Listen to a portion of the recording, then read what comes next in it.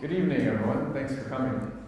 Welcome to Startup Grind, Hong Kong. We are a global community designed to educate, inspire, and connect entrepreneurs. There's monthly meetings globally, 200 cities in over 100 countries across the globe. And it's just a great entrepreneurship and startup founder community. And obviously Hong Kong has been running for quite a while, and this is a nice space that we've found.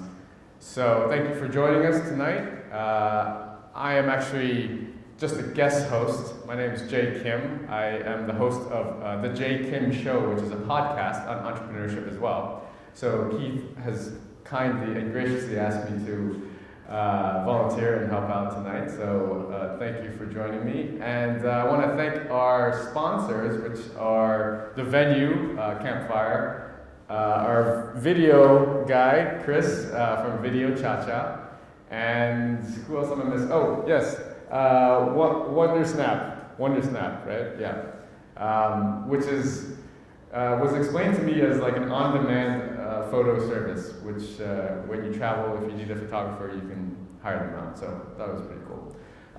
So our guest tonight is one of Hong Kong's rising star female founders, and May is Female Founder Month at Startup Grind. So please welcome Abby Zhang, who is the founder of Yeechoo. Did I pronounce that right? Thank you, Jane. Thank you everyone for coming.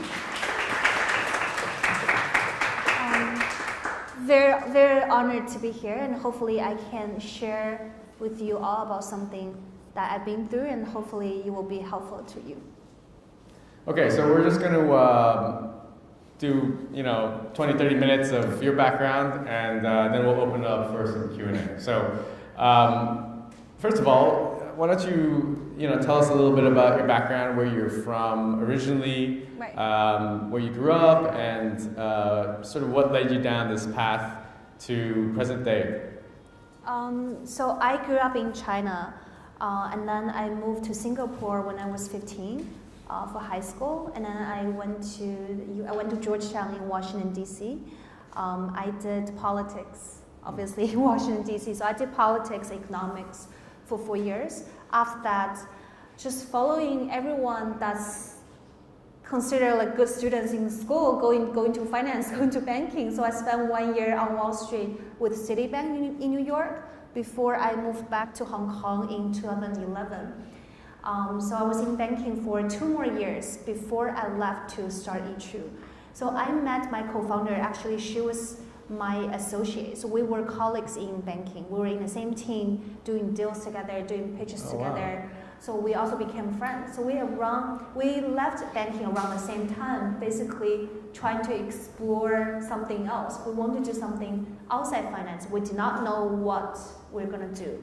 So Yeechoo was an idea that came up during a time of soul searching, during a time of looking about what is something we want to do. And the idea came very simple.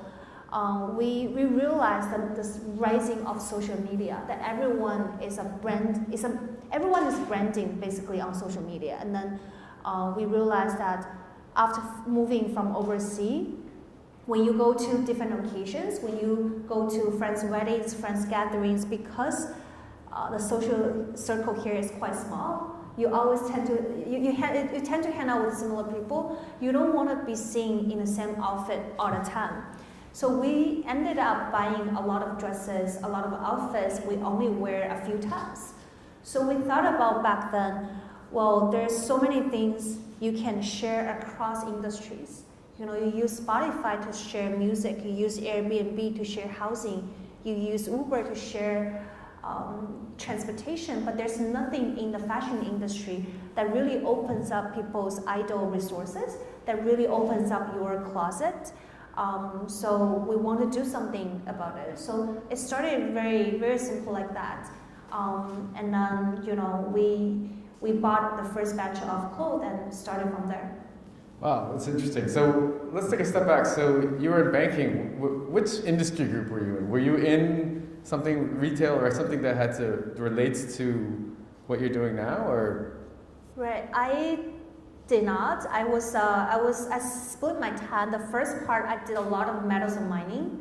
So I went into mines in Yukon in Canada. I went into mines in Guizhou in China. And the second part, where both my co-founder and I met, we did a lot of pitch for the consumer industry. Okay. So I guess that's a little bit related to what we're doing now, but nothing, very fashion or telecom focused. Right. Okay. And so tell us a little bit about that point when you decided that it was time to leave banking. You said there was a period of time where you were soul searching. Yeah. And what caused that? Was there did you get laid off, or was there something event that happened in your life, or was it kind of you were just talking with your co-founder and you said, look, let's just take some time off, go travel, and figure this thing out. Like, share with the audience what the thought process. The thought process. That's right. Yeah, because I think a lot of us, have been in that situation where you're working for a job that you might not necessarily like, and you have these entrepreneurial passions and dreams, but you never know what the best way is to approach it. Should I, work doing something like a side hustle concurrently, or should I just quit and just jump straight into it? So right. So I think some of us probably are still in finance. That back then when I was there were a lot of people, including myself, would talk about quitting finance. It's a constant talking about quitting finance. When we do happy hours, when we do dinner, it's always about, unhappiness about the boss, unhappiness about the deal, unhappiness about the hours, we're gonna do something else. But not really everyone will do it. So sometimes you just need a catalyst to make the decision. Right. You've been thinking about it. And for me, it was, I was not sleeping too well. So my health was not doing too well. So I was asking myself whether it was worth to spending time doing things I don't truly believe in. Like I'm doing pictures, I'm doing the modeling that I'm not completely passionate about. Could I spend my passion? Could I spend my effort in somewhere better that I can be in a happier mentality? So that's very, very simple. And you guys decided at the same time you're gonna around the same time. With this plan to start your company had not yet fully materialized, right? It was you wanted to do something, right? But yeah, we wanted to do something, and I was watching, like even when I was still in finance, I was watching a lot of videos. I was reading the book. I remember I read the book written by the co-founders of Guild. So Guild.com, the flash sale website from the U.S. where you can buy designer items at certain time of the day, and how the story really inspired me. So reading a lot about how those are also ex-finance people. So reading a lot about previous entrepreneur or previous finance jumping into entrepreneurship really encourages me. So I was looking for the right idea to delve into. Okay, so you jumped ship and you're ready to go. You did some soul searching. You found your idea. So tell us a little bit about the concept of Yeechoo. Right. How you came up with the name. Yeah. Obviously, you mentioned collaborative consumption and that trend of being able to share assets. And you hadn't seen anything like this within fashion. So tell us about the early days. So the early days, well, the idea has already transformed a lot from what we envisioned us to be at the beginning. And this is the process of any entrepreneurship, the reiterate process. But back in the days, the reason we call it Yeechoo, because two meanings. In English, it sounds like you choose. In Chinese, in Mandarin, it sounds like the closet. So Yeechoo, like Yiguai in Cantonese. So that's how we came up with the name. At the beginning, it was very simple, special occasion focus. So a lot of cocktail dresses, a lot of long gowns. When you go to a gala, when you go to a friend's wedding, when you go to very special occasions, those dresses are something you will consider renting. You would not want to wear it for the second time. So that was the idea at the beginning. However, it changed. Right now, that's not our focus. So the problem we realized along the way is special occasion is good. It's very profitable. The margin, the gross margin is really high. However, the user frequency is not that high, because how many times can you really rent it for special occasions? You might have 1 or 2 special occasions every month, and that's about it. So we started thinking about, since we got the funding from Alibaba last year, we started thinking about what is something else that can actually scale up this business. So we launched this new monthly subscription model in August last year, where you can pay a fixed monthly fee and you can get more casual clothing. So this becomes your closet in the cloud. So when you have less special occasion, like when you go to work, when you go to a conference, when you go to a friend's gathering, or just a Sunday brunch, you can also use our services. And in this way, we boost up the user frequency, and our volume grows 10 times since we launched the business model. So that was something we never thought about when we first started. But that's the thing, I guess, every entrepreneur needs to bear in mind. Okay, so you mentioned the Alibaba funding, Yeah. which was great news to hear. How did you guys start initially? Were you bootstrapped? Were you self-funded your initial collection? How did that happen? Yeah, at first it was coming out of our own savings. So we bootstrapped for the first half a year or more than half a year. We used our own savings we hired a third-party agency to do our website. We talk about like a minimum viable product a lot, but like what really is really just get the idea out there. I was just reading today, was saying, as the founder of LinkedIn, he was saying that if you are not embarrassed by the first version of your product, then you have launched too late. So basically, at the beginning, when you get the idea, is to try to get into the market with the minimum cost, and then you invest accordingly, because you're learning so much about what user wants, and you are adjusting the business model along the way. So yeah, at the beginning, we just use our own money. Interesting. Well, I'm loudspeaker, so it's okay. So that's interesting. That's okay. I don't know why this is off, but can you walk us through the business model? Let's talk about the revenue model. So you obviously you started with the high-end dresses and stuff like that.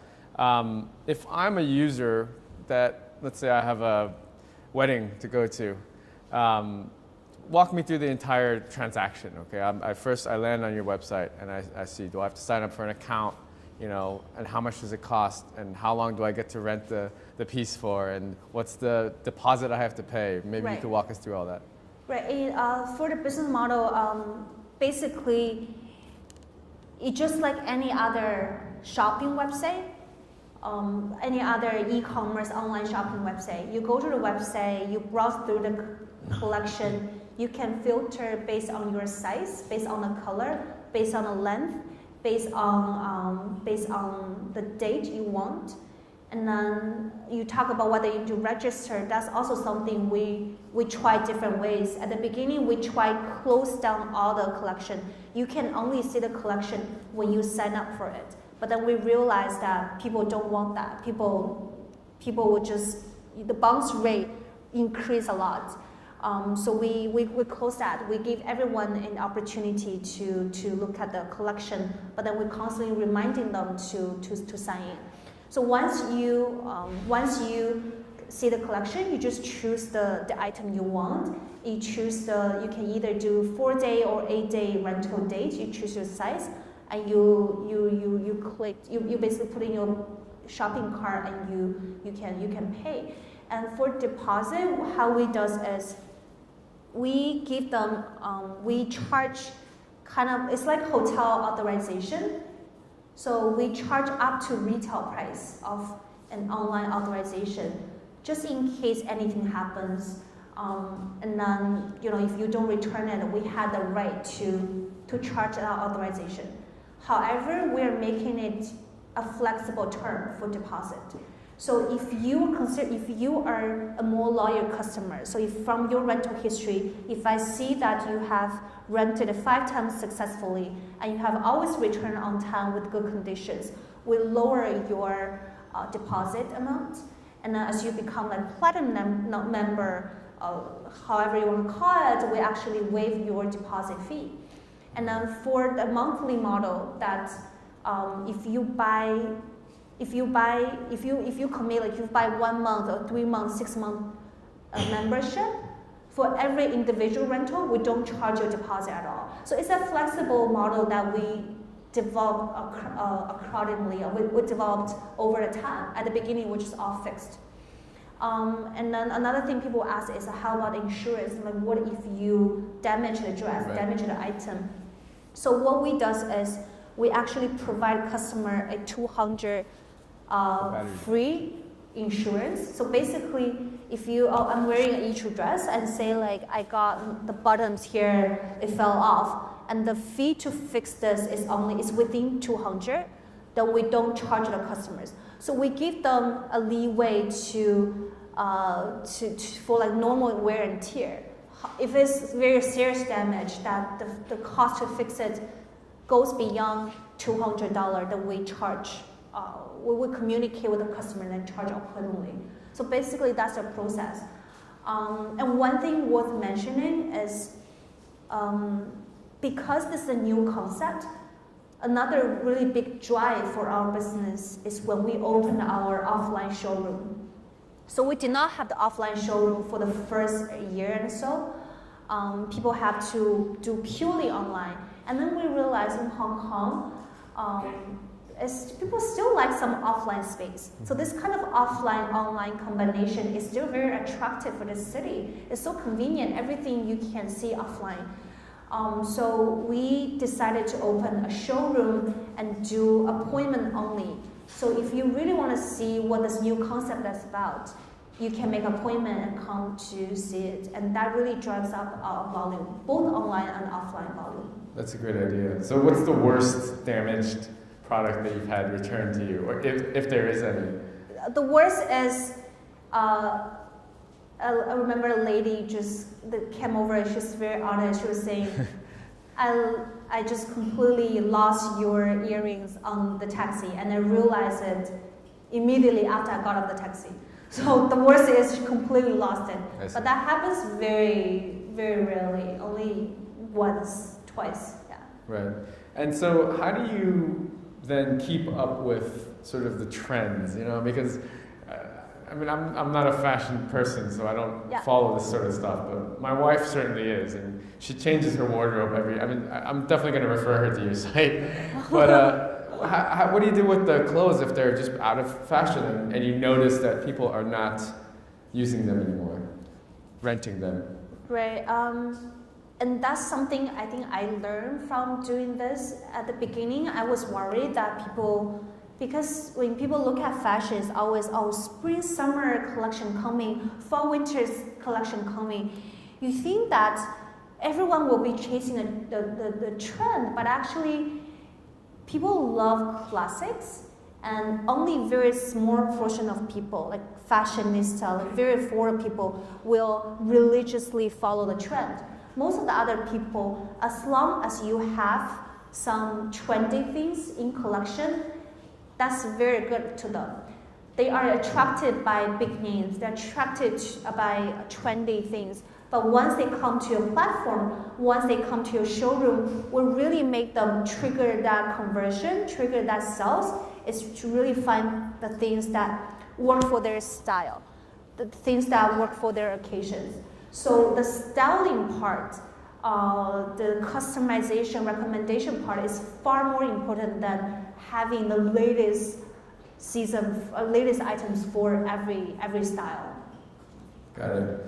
What is your 1 or 2 most popular items that consistently gets rented out? So we one dress, I can show you guys the photo afterwards. It has been, the single item has been rented over 50 times. And it's still very good. It's still very good condition. And it's by a US designer called Nakam. So it's not the most famous names.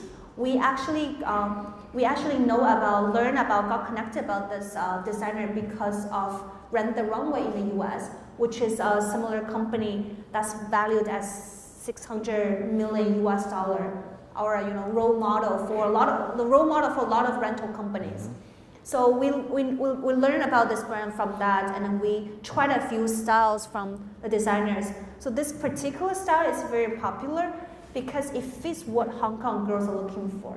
Like, it's cute, it's a little fluffy, and it's little. It makes you look very thin. It makes you look a little pale. Hong Kong audience likes that, and it just keeps getting rented out. Yeah. Very interesting. You mentioned that you had started not a high-end, but a mid, maybe everyday type service. What other things do you have sort of in your product pipeline perhaps, or your service pipeline that you are looking to roll out perhaps this year? Yeah. Thank you. One very important thing we are rolling out is we realized there's a huge demand for outfits when you travel. So when you go to, say, you go to this long weekend coming up, when you go to Japan, when you go to Korea, when you go to Thailand, wherever you go, like, you always take photos. And then you want outfits that kind of fits that environment. I was in India for Easter break, so I brought a few pieces that has some ethnic elements that will, brought some red pieces that will look great in those temples, those palaces. And that, we think, is a huge demand. So we are rolling out travel-focused package together with travel companies, together with photographers, videographers locally, and then you can bring. So right now you rent like one dress for 4 days, for 8 days. So the new package we're doing is you can take, say, 4 dresses, 5 dresses all together for 7 days, and that will be perfect for your travel destination. So that's one thing we're planning out. Geographically, well, Hong Kong is very small. It's great to start a business, especially for what we're doing, because people here like dressing up, likes fashion. People here are quite westernized.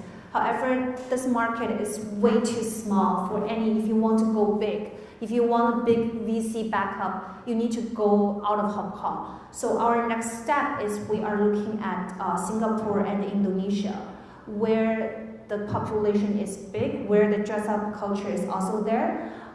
So that's another thing we're doing. Okay.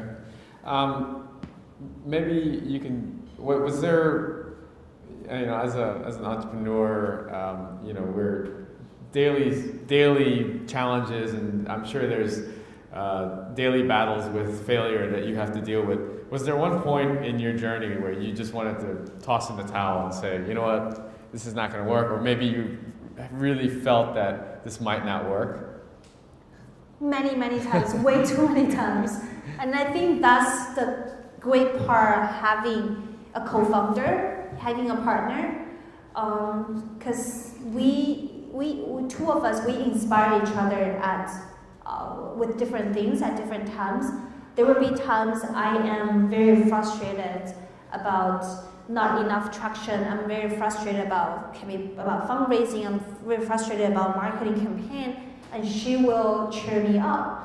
And then she will. And there's vice versa. There will be times when she is frustrated, and I will, together sit down with her and we talk about whether we have tried everything we can, whether we have really no way to go, but usually the answer is no. There's still many other things we haven't tried, and then so it just we can't just give up that easily. So. Any funny or interesting anecdotes or stories that you might think of that you could share with the audience about your journey? Yeah, quite a lot. So just quick people ask us how we chose our dresses. And I remember when the first batch of our dresses, we chose it, we went to New York, went to Fashion Week, went to trade shows, we talked to designers, and there were just two of us, there was no one else. The company was just two of us, me and my co-founder. And we were telling ourselves, we have only one criteria about choosing the dresses. Both of us have to like it. Because if it does not work out, we just split the dress, and you take half, I take half. So that's how we chose the first batch of the dress, and that's the real story. Of course, later on, we have more support, we have land cover consultant, we have data to support, we interact with our customers, we know better about what to buy. So that's one thing that I'll always remember. And the second thing is, you asked me whether we bootstrap, whether we invested our own money at the beginning. Yes, we did, and because it's bootstrapping, so you need to save costs on every single thing. One thing we really want to save costs was on photography. It was like, oh, this is quite expensive, and model is quite expensive. So we spend money, we hired this model, $800 an hour, but we don't want to spend too much money on photography. So we're like, all of a sudden we had this brilliant idea. I don't know whether you guys know, there's those self-shooting studios in Causeway Bay, in Wanchai. So basically you go there, it's a little button, you take it's a professional setting. It's beautiful, it's like white, you can change the background, it has the professional lighting and everything, but you just need to click by yourself. And we feel too embarrassed to tell our model. So we told her, oh, our photographer last minute withdrew. We have no way, we can't do anything. This is the only thing we can do. Do you mind going with us? And then she thought, okay. She told me it's her first time doing that. It might be her last time doing that. But we got our full collection shot with only $800 spent. So yeah, not bad. Nice, very nice. I'm sure your investors appreciate that story as well. Thank you for sharing those stories. A couple different types of questions. So I'm interested to hear what kind of reaction did you get from your family, your parents? Like, what kind of support did they give you, or lack of support, resistance did they give you when you told them you were going to quit your high-paying investment banking job to go to do a startup? Right. I think I am the lucky one that have support from my family, from my friends. So my family is always about me making my own choices. So either go to went to school in the U.S., coming back, doing finance, or living. So they are always being really, really supportive, and that really gives me a very sense of security that I know that my family are there for me. I can if there's anything I can go back to home to rest for a little bit. So that's one thing. And then I think another thing is not just mentally support. So when we were making our first batch of boxes, Yeechoo boxes to do packaging, because my dad works for a publication company, he actually spent his own money and make those boxes for me as a way to support. So that's also say great things. And same for friends, that you have friends who help you spread the news, who help you post on social media and all that. Once you start a business, you realize all those things really, really help. And that's exactly how we gain our first group of customer seat users. And I remember very clearly, one of the first customers was a friend that she rented a dress. The weather was quite cold. She rented a dress and just wore inside. She didn't even take many photos, and she just rented for the support to support me and giving me customer feedback. So yeah, all that is quite important. Well, I think you're fortunate to have a very supportive family. So May also is Female Founders Entrepreneurs Month, and so were there any specific challenges that you faced as a female entrepreneur? You work in banking, which is quite a traditional Yeah. male sort of dominated industry as well. So you're not a newcomer to this sort of dealing with this sort of thing. But any hardship that you faced, and any pieces of advice for our female founders in the audience. Right. I think just want to share a fact, a challenge any female founders might face is when you are doing fundraising, not every VC like female entrepreneurs, and that's just the reality because there are more for VC investors, there are more males out there. I feel like they tend to choose entrepreneurs that are more similar to them. That might be a reason. And a second reason, they might worry about, oh, for guys it's okay, but for female, what if you just decide to quit to have a kid? So that's probably one of the reasons they were also concerned about. So advice for that is you just need to keep looking. You're going to be able to find investors that don't look at whether you're male or female. You are going to find investors that trust about females doing specific industries. For example, that I'm doing a clothing company.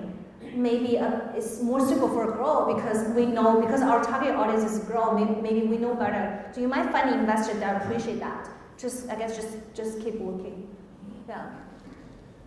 Abby, you were named one of Forbes 2017's 30 under 30 in Asia to watch, which is obviously a great feat. On that same token and vein of a question, just for any startup founder that's maybe, or aspiring startup founder that might still be working in their corporate job, looking to branch off and start something new, any sort of last piece of advice that you could give them? Too many, not advice, but too many lessons to share. Too many mistakes we have made. But sometimes, like, we are bound to make that mistakes because every entrepreneur does that. If it's even first time, second time, you're just bound to make that mistakes. So I think one thing I keep reminding myself, and I really have a deep understanding about this before I was hear people talking about having a big vision, being a leader, having the leadership in mind, having the vision in mind. But what does it exactly mean? Now I think I understand a little bit better than before. Having a vision really means that when you started it, you can envision what this company is going to be, or you know what you want this company to be in 5 years, in 10 years. You know what you want this company to be like one day when it's global. Because only with that in mind, you can plan a lot of long-term things. If you don't think about that, you might only be satisfied with the Hong Kong market. But if you know that Hong Kong is only the first stop, once you get the money, you know how to really allocate it. You know, when you have the opportunity to partner up with anyone outside Hong Kong, you will grab that opportunity. So if you don't think about that, if you don't think about the next step, if you're only just focusing on getting my social media posts right, getting my UX, UI right, getting the website design perfectly, that's not what a leader or a founder should be. That should be your social media manager should be. And in the early days, you are a social media manager, you are a website designer, you are also a founder. But don't forget I think the big picture is it's just what's gonna make a company make it or break it. Thank you. Abby, thank you so much for sharing your words of wisdom and your story with us. Let's give a round of applause for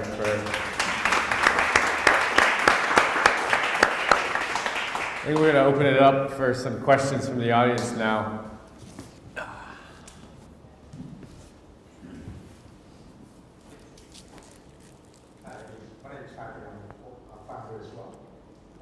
Congratulations on your Bachelor success, by the way. Thank you. What interests me is how did you get that Alibaba funding? If there's one key reason, what would it be? So why Alibaba investing in us? So we are one of the 3 startups invested by them. is the first batch. So we got Shopline and we got GoGo Van and us. It was it's just like any evaluation process, just like any other VC companies. They do the due diligence, they look at the team, they look at the upside. So the reason they invested will just be like what any other VC invests in us. So I think they invest in us because our team was quite was a team that's able to execute really fast. They saw the execution skills. They saw how we adjusted business model. From at first we tried special occasion. We tried wedding gown rental for a little bit. We tried doing consignment with ladies. So basically, if you have dresses, you can consign on our platform and we rent it out for you. So we try all that and we are able to reiterate the process, and when we find out it's not working, we're able to drop it and try something else really fast. So I think that's something they really, really appreciate. They see that. And then the second thing is probably the whole industry, that the potential of Yeechoo that can be a new version of e-commerce. Because what we're doing right now is after you rent, you can buy it. So if you rent it, it's like a trial process. If you wear it, if you like it, you keep it. If you don't like it, you return it. So they see that potential of becoming a new channel for e-commerce, which has a lot of synergy with their existing platforms. And then they're able to help us to promote it on Tmall, on Taobao when we launch China. So those things also helps. Can I follow up? Yeah. On that question? Did you have a technical co-founder at the time? We have a CTO who has options to vet across the years. But I think the company we can grow faster if we have a CTO. That's actually another thing I would like to share is be generous with your equity. The equity really does not mean anything if the company does not go big. So a lot of times that if you were kind of cautious about giving equity to someone who will be so crucial to the company, a CTO, it's not worth it. Just give to the right people, of course, the right people, and then grow the company together.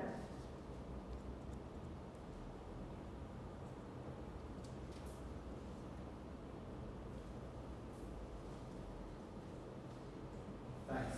My name is Eric from the Citi Chamber of Commerce. So I was thinking when you mentioned ambitions, what are your ambitions when it comes to Yeechoo in terms of product categories? Are you going to broaden to different clothing categories or different service partnerships or ideas? Yeah. For sure. So we started with women's special occasion or like casual wear now, and then the natural extension will be we can rent maternity clothing, and a natural next step can be kids special wear, and also for men, we're still thinking about that, but along the line can be a lot of styling services. Because right now we have over 3,000 clothing. So when you have even more clothing, how do you deliver the right piece of clothing to the customers? How do we give out those styling services based on your preference, based on your historical data, historical preference? Is also something we can develop.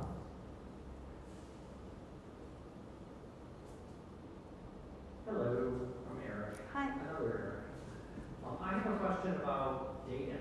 So you must be collecting some very interesting data around the patterns and what people rent with you. Yeah. The one particular piece that's been rented so recently.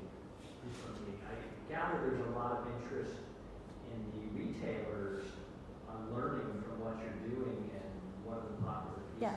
How are you managing that piece and then monetizing it? Yeah, very, very good question. A lot of people, I got asked a lot, why would designers work with you? Are you cannibalizing their sales? Because you're renting, they're selling. So the data part is actually a big part of why they're able to, or why they're willing to work with us. So a lot of designers we're working with are from the US, from Europe, and they probably don't have very strong presence, retail offline presence in China, in Asia. So when they want to expand to a new market, selling those items to us is the lowest cost. What we can give them is we can tell them, certain styles work for Asian women, certain styles do not work for, certain colors work for, certain colors do not work for. We can tell them, for Asians like more, say A-line dresses, they don't like, they don't like very, you cannot show your waist. But things like that, it's very, very useful for customers. So, and right now we're not really monetizing on those data, but we're using that as a major way to build up our supply channel.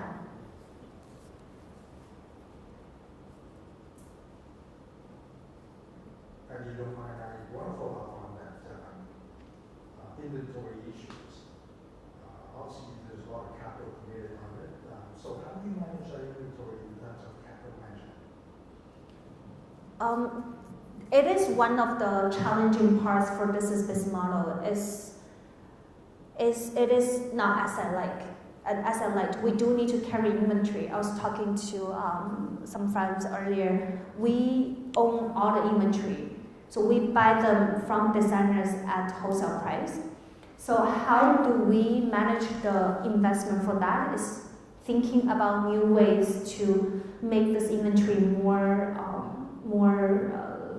flexible. So being able to sell to customers after they rent is something we find extremely valuable. A lot of ladies, a lot of customers, they might not think about buying certain things. It's just because they're not familiar with this designer, they're not familiar with the design. However, after they try it at such a low entry barrier, they might like it and they might buy it. So we see this growth of purchase to rent ratio grow across the past few months. So that's going to be a major way for us to really share some capital burden. And as we expand to other regions across Southeast Asia, we also can do inventory rotation.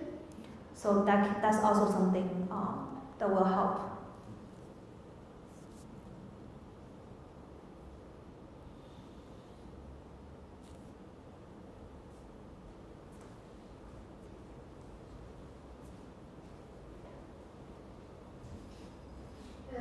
Hello, I'm Jenny. I have two questions. Regarding VC funding you talked about, I'm just wondering, did you get VC funding through a personal connection to Alibaba, or did you join some sort of incubator program? And the second question is that because you started this company with your friend, so I suppose you split share 50%.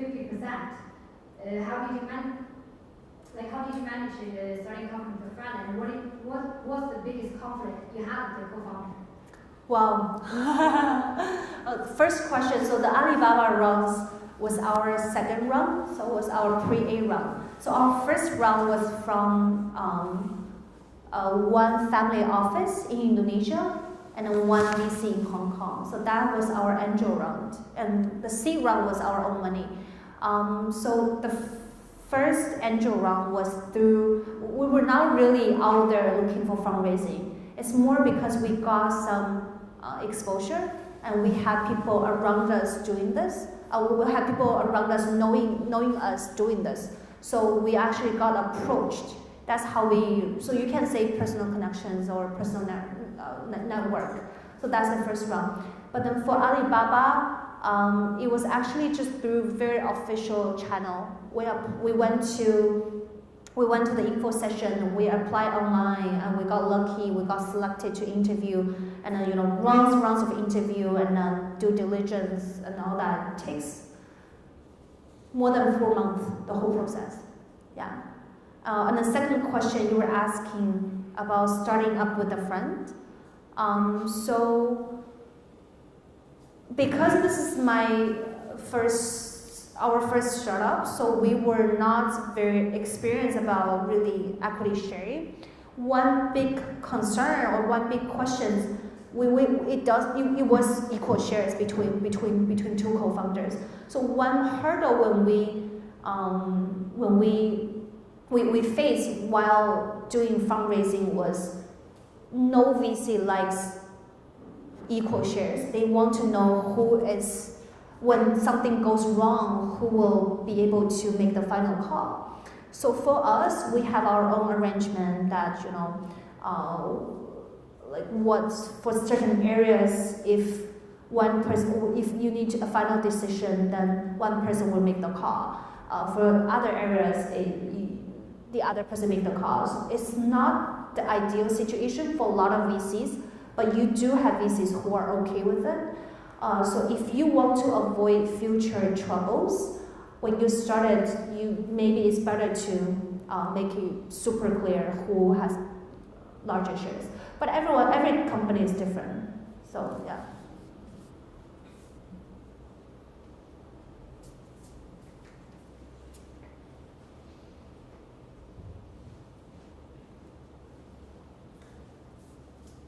Hi, I'm Daniel. Hi, Daniel. The general idea about this is a really sustainable idea within fashion, quite modern. But when you look at the actual brands and the design, do you consider how sustainable the fabrics and how the production of the clothes are, even if the idea itself to rewrite clothes is really sustainable? So are you saying that although the idea itself is sustainable, but because we actually need to purchase from designers, this part's still not sustainable enough. What I mean is, do you consider how Right. the clothes that you buy are produced in the beginning? Do you know what I mean? So can you elaborate a little bit more? Yeah, do you, if the clothing or like the fabrics, Yeah. is that a part of your decision of what clothes do you buy? Or is right. it just the design and the brand itself that determine if you buy clothes or not? Right. Very interesting idea. A very interesting question. So being sustainable, there are two ways, right? One is to really decrease say if you only wear one dress once, then you should not buy it, right? You should, if we buy a dress once and then 100 people wear it, then the frequency of using that dress is much higher. Then you are making it more sustainable. So that's one way. That's what we're trying to do with the model. However, because in order to achieve that model, in order to really change people's behavior, you have to have attractive designs.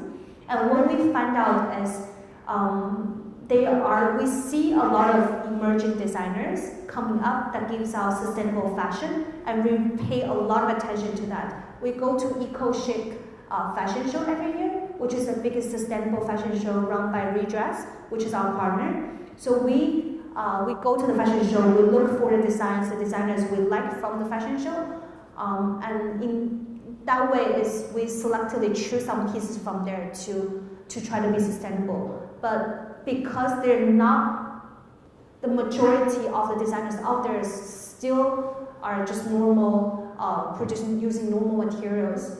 So we can just only have a combination of both.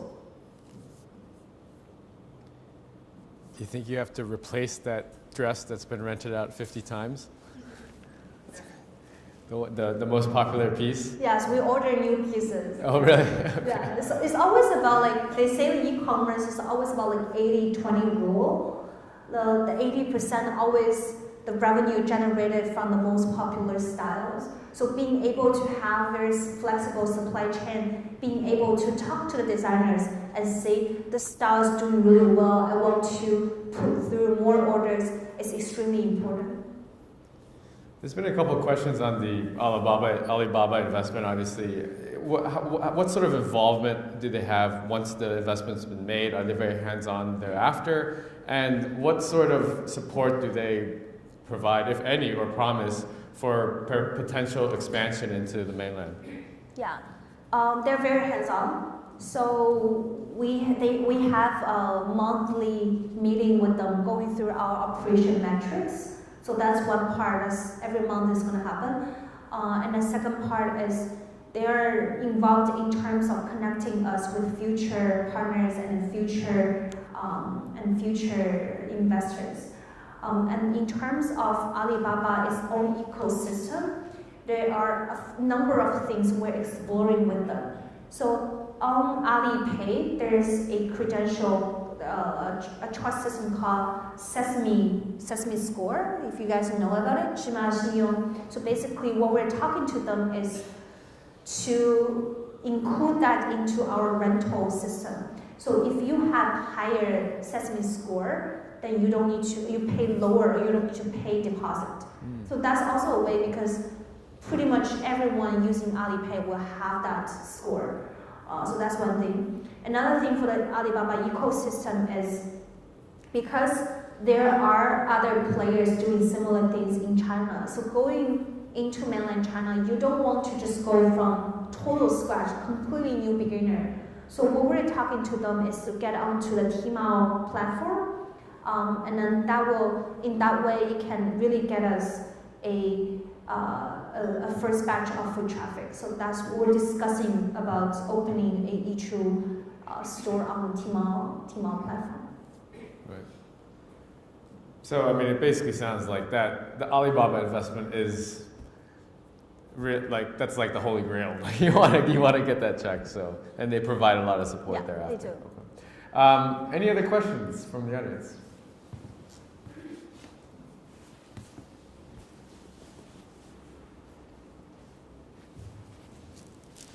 I have another question. How do you think that the consumer in mainland China will react differently to your platform compared with the Hong Kongese and the people from Singapore? How do we think? Yeah. I mean, I'm from mainland China, so I really I'm not so used to this idea that I'm going to rent out people's clothes. Yeah. So I'm just wondering, do you see any different behavior regarding the mainland consumers? Right. I think for it's for sure going to be very new concept for customers in China, and I think customers in China it's going to be very difficult because they have a lot of choices. They have way more choices than Hong Kong. Like on Taobao you can buy a lot of cheap clothes and then you get shipped to you overnight. So what we really need to differentiate is we can't guarantee everyone in China will use our services. We just need to find our very accurate target audience, that people who appreciate the quality, appreciate the designer. So we won't be renting out Taobao quality of clothing, but really the designer, the premium designer kind of quality and at fast fashion at Taobao price. So for people when they're comparing, I'm spending Taobao money or even less, but I can get such high quality. We believe there are a group of people like that. So that's one thing. And the second thing is we're going to explore the trial concept more. So buy after you rent. So you're still buying it. If you want to buy, you can still buy it, but then you try it first. And then after if you like it, you keep it. If you don't like it, you return it. So that's another thing that might work quite well for China. Abby, one of the things I think I heard you say is you get to where you are by overcoming a lot of early failures, a lot of early challenges, and one of the key ingredients of you getting through that is your partner. So can you tell us a little bit about the chemistry, what you offer to the partnership, what your partner does, and how that sort of works? And I have a second question. Yeah, I think that also comes about how do you find a co-founder or what kind of people fits for a co-founder. So although we came from similar background, that we were in finance, studied overseas, our skill sets do complement with each other, especially in the early, especially when we move forward. So she's a very creative, very fashion focused, She knows very well what things looks fashionable, what things does not. She knows very well how the website will look high end, but also like approachable. So all of things, I don't think she's definitely much better than me. Sometimes two designs look the same to me, but as she can tell, this one will probably work better. And of course we test, right? And for me, I'm more out there doing all the networking and pulling resources, pulling the partners in, making all the meetings. So we complement each other in that, and also we are extremely frank about each other. We had our fights, when we because it's being co-founder is also like being in a relationship that you need to be emotionally careful. Sometimes, when I'm really need to rush something, I might not say to her in the best way I could communicate, and vice versa. We get emotional, and the ways we deal with it is not to put the business on hold, but really about what do you mean that you just said that, and we talk about it, talk it through. So that's something also being really helpful to us. The other thing I think I heard you say in the early stages, you were quite quick, adaptive in terms of being flexible with the business model, with your pricing models, and so on and so on. Yeah. That would be fine, I presume, when your volumes are low, when your scale is still relatively small, but as you scale up to a much larger volumes and larger markets, you're going to have to put some structures into place, because those sort of decisions by the co-founders, that off the cuff kind of decision making can't possibly continue. So what kind of challenges do you see that for you and your company, and how do you plan to deal with those? Yeah, I think over the time, I have learned to. It's very good questions. I think over the time I have learned to make decisions with less perfect information. A lot of times you just don't know, and there's no right or wrong way. For example, whether you should go to China or whether you should go to China or whether you should go to Indonesia, maybe there's no right or wrong answer to that. You just need to take a direction and then use all the resources around that. So a lot of times you don't know which direction is right, and it's all about how you execute it, how you make use of the resources. And sometimes it really comes a lot about the guts. So I think one thing I really want to share with you guys is sometimes you just need to take a bet on something and then go for it. You can't be super comprehensive about every decision. And if you feel you're doing something wrong, then for the next decision, adjust it. So always save money so you have more leeway to make those mistakes. I just had two quick questions. The first was, how do you acquire new users on the platform? And the second was, it would be great to kind of get your thoughts on off-price players like TJX, Ross, and then also kind of online consignment players. Like, what are your thoughts there on that market? Sorry, second question. Just your general thoughts on off-price retail like TJX. My thoughts on off-price? Off-price as a segment. Because I feel like off-price and even online consignment, like throwing out that kind of model, competes indirectly with you guys, right? Off-price means like discounted price? Like TJ Maxx in the US, TK Maxx in Europe. Those type of retailers where they sell, off-season injury. Oh, okay. So those what do I think about those discounted, right? We'll talk about the second question first. Those discounted websites, I think it still comes to the style. They're not curated at all. They're just selling a lot of things they have overstock for. However, for us, we have a whole data system about what styles to buy. So every week we analyze our top selling products, and every product we have category attached to that. So we know what kind of categories, what kind of products will work for our platform. So it's very curated, and that's how our customers can get very sticky. We have 70% retention rate. So I think for those kind of retail, they're probably very broad and targeting everyone. So it's completely different business model. And the first question, how do we acquire customers? Word of mouth and social media, two best channels. And social media, you just need to create the vibe. You need to get people to tag you, to talk about it. And then word of mouth is really improving the services and being really user focused, making the phone calls to customers and ask them why they stay, why they leave. So.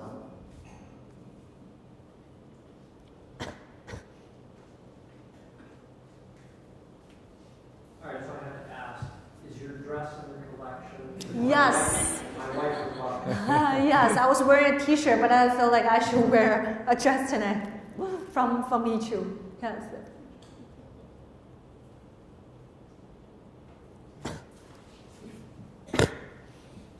I just got a question. Do you think this idea of selling focus can be navigated into some of the products? For example, you talk about expansion into Indonesia as well, and Singapore, but what about product-wise? Do you think the same model can apply to different products for the expansion in the future? You mean different product lines, different? Not necessarily focus, maybe something else, for example, shoes or anything else, A camera, golf bag. Yeah, anything handbags, for example. Yeah. Would that be possible as well? Totally. I think handbags already have some clutches, and we are having some daily handbags for ladies can use for work. What we think is clothing is the most difficult part to tackle for rental business model, because you need to care about the fitting, you need to talk about the tailoring, the dry cleaning, everything. It's a very different business model. If we can get that operation up and running very smoothly, very seamlessly, then we can also rent other things, just add a new product line. So it all comes to operation and the team capacity. I'm interested in knowing what is the biggest challenge you've encountered so far, and how did you solve it? The biggest challenge. Biggest challenge.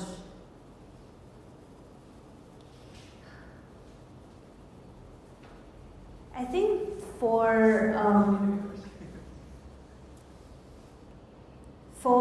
us, really the biggest challenge about doing startup in Hong Kong is to find the right talent at affordable price. It's very difficult. We don't have an IT partner. So we have right now, our team has 5 IT guys, and all of them are, we cannot afford them the same pay a bank can give them. But being able to persuade them or to have them on board, you just need to sell the dream to them. You just need to keep looking, finding people who believe in what you are doing. And same for digital marketing people, same for BD people. The team really is whether your team, the people is really would decide that whether your team is efficient or not. So I think being a leader really cares about your team members, their career goal, their personal goal is super important. So yeah.